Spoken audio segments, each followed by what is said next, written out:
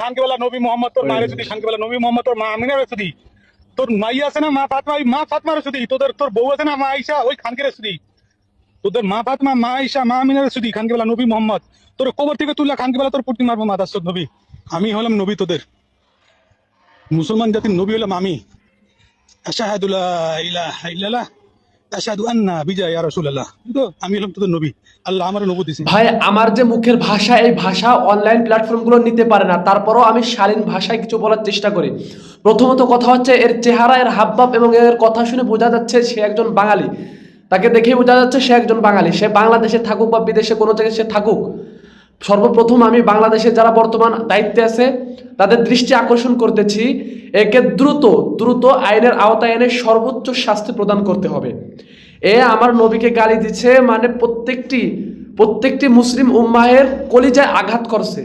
আমার নবীকে যে গালি দিছে, ওপেনে ভিডিও ফুটেজে বোঝা যাচ্ছে যে সে স্পষ্টভাবে আমার নবীকে গালি দিচ্ছে।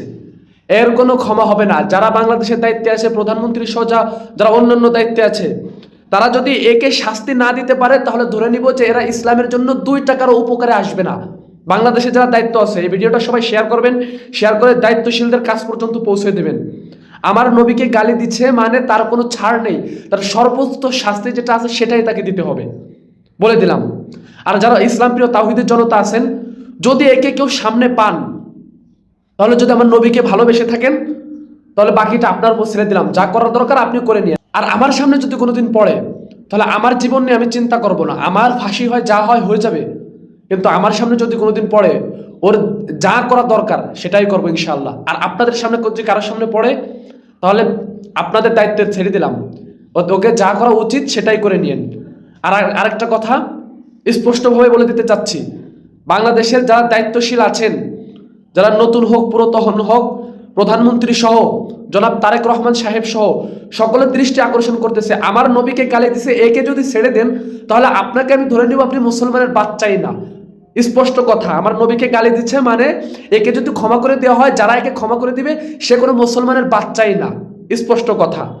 এর থেকে কঠোর ভাষায় আমি কিছু বলতে পারতেছি না, কারণ এর থেকে কঠোর ভাষা বললে আমার ফেসবুকে বা ইউটিউবে কোনো জায়গায় কোনো অনলাইন প্ল্যাটফর্মে আমার ভিডিওগুলো নিচ্ছে না। এজন্য আমি শালীন ভাষায় এতটুকুই বললাম, কথাটা যেন সবার মাথায় থাকে। আর ভিডিওটা শেয়ার করে দায়িত্বশীলদের কান পর্যন্ত পৌঁছে দেন। যদি এই ব্যক্তিকে ক্ষমা করে দেওয়া হয়, এই ব্যক্তির যদি শাস্তি না হয়, তাহলে যারা দায়িত্বশীলে আছে বা যাদের ক্ষমতা আছে একে শাস্তি দেওয়া, তারা যদি শাস্তি না দেয় তাহলে মনে করবো তারা কোনো মুসলমানের বাচ্চাই না, তারা এদেশে ইসলামের জন্য বিন্দুমাত্র কাজে আসবে না, বলে দিলাম। এটাই আমার শেষ কথা।